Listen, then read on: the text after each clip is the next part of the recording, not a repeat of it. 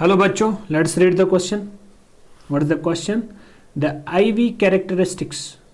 IV characteristics of a PN junction diode in forward bias is shown in the figure. The ratio of the dynamic resistance corresponding to forward bias voltage of 2 volt and 4 volt respectively is.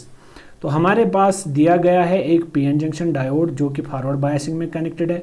तो उस वाले case में हमसे क्या कहा जा रहा है कि we need to find out what ratio of the dynamic resistance. तो सबसे पहले हम की कॉन्सेप्ट की बात करेंगे. इसमें की कॉन्सेप्ट लगेगा वो क्या है? की कॉन्सेप्ट इसका वेरी इजी एंड सिंपल है. वो ये है कि जो डायनेमिक रेजिस्टेंस होती है that dynamic resistance is equal to voltage के अंदर कितनी चेंज आ रही है divided by change in the current. कभी कभार हम इसको ऐसे भी लिखते हैं, दिस इज एवरेज चेंज. तो कभी कभार हम डायनेमिक रेजिस्टेंस को ऐसे भी लिखते हैं dV what is the change in the voltage with respect to corresponding change in the current. तो ये हमारी डायनेमिक रेजिस्टेंस होती है as we know from the Ohm's law. ये तो जस्ट सिंपली एक ओम्स लॉ है यहाँ पे. It is just simply the Ohm's law. Dynamic resistance is equal to change in voltage divided by change in current. Now see, what is the R1 first? अगर हम R1 की बात की जाए, R1 के केस में जब हम देखते हैं कि R1 के केस में अगर बात करेंगे, R1 के केस में हम देखेंगे सबसे पहले कि जो हमारी वोल्टेज है that is changing from 2.1 to 4. If we see the corresponding to forward bias voltage of 2 volt and 4 volt, हमें corresponding voltage 2 volt के corresponding देखना है और 4 volt के corresponding देखना है.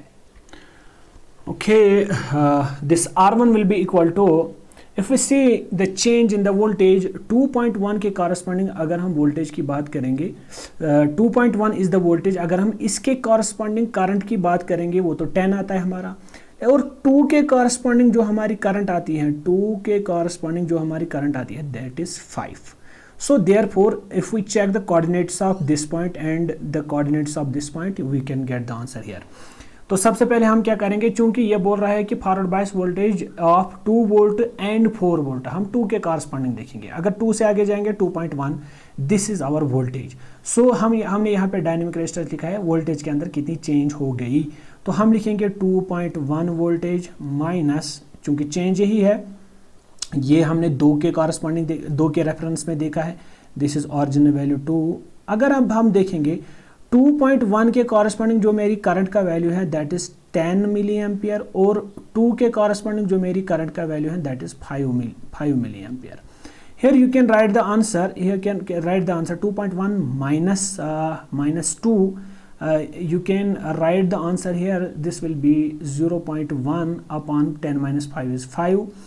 But the point is our voltage is in volts and current. This current is in milliamps. So I can write here milliampere. तो इस milli ampere 10 raised power minus 3 को ऊपर अगर मैं ले लूँ न्यूमरेटर में, this will become 10 raised power 3. This will be here 1 upon 10 into 5. यहाँ से ऊपर मल्टीप्लाई में आ जाएगा 10 raised power 3. 10 और एक 10 कैंसिल हो जाएगा, this will be 100 upon 5. So 100 upon 5 is how much? This is 5 1s are 5 2s are 10. 5 2s are 10 and 5 0s are 0. This will be 20. तो फिलहाल मेरा R1 का वैल्यू जो है वो 20 आ गया. Now seeing the another condition, case second अगर हम लेंगे, यहाँ पे केस सेकंड की बात करेंगे. This was the case first. अब हम 4 के कॉरस्पॉन्डिंग देखते हैं. 4 के कॉरस्पॉन्डिंग बात करेंगे सबसे पहले. तो 4 और 4.2, अगर हम 4.2 के कॉरस्पॉन्डिंग देखेंगे, यहाँ पे हम R2 लेंगे. Similarly this is change in voltage divided by change in current. How much is the change in voltage? This is 4.2 minus 4 with respect 4.2 के कॉरस्पॉन्डिंग करंट का वैल्यू दैट इज 250 माइनस 4 के corresponding जो current का value हमें आ रहा है that is 200. तो यहाँ पे मैं लिख सकता हूँ, चूंकि करंट मिली एम्पियर्स में, तो यहाँ पे इसका ध्यान हमें रखना है मिली एम्पियर्स में. तो चूंकि ये हमारा 20 ओम यहाँ से निकल के आ रहा है, ऊपर का वोल्ट है यूनिट, ये वोल्ट है। Okay 4.2 minus 4 this is 0.2, this is 250 minus 200 this is 50, multiply में आ जाएगा। इस मिली एम्पियर को एम्पियर में कन्वर्ट करने के लिए हमें मल्टीप्लाई में यहाँ से 10⁻³ करना है। तो यहाँ पे अगर हम आगे बढ़ेंगे हम लिखेंगे R2 is equal to 2/500 into 10⁻³ तो 10⁻³ में यहाँ से 2 0 कैंसल, तो यहाँ पे बनेगा 20/5, दिस इज 5 4 ज़ा 20। Okay R2 will be equal to 4 ohm, R2 will be equal to 4 ohm.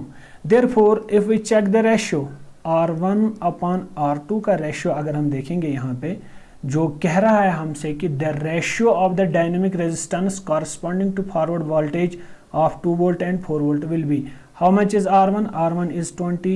How much is R2? R2 is 4. This will be 4 1s are 4 5s are 20.